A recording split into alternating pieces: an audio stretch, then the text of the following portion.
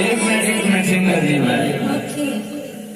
देखिए हमारे बॉसी से चल के आओ संजना राणा जी फिर से धमाल मचा रहा हमारे भोजपुरी इंडस्ट्री में। सैया के छोड़ चावला करता एल्बम का नाम है अकड़ा गा के बताइए।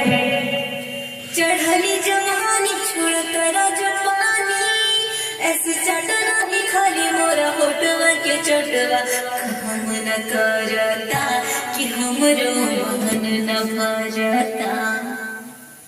बंद कर दे। मन पानी आके तू छोड़ दे ऐसे हमके बुझाता कि जस नहीं खेतो मन पानी आके तू छोड़ दे ऐसे हमके बुझाता कि जस तोरा नहीं खे।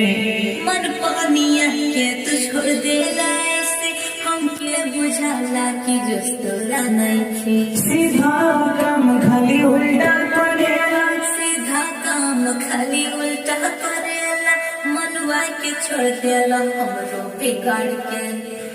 चढ़ली जवानी सुनाए राजा जानी ए चढ़ली जवानी सुनाए राजा जानी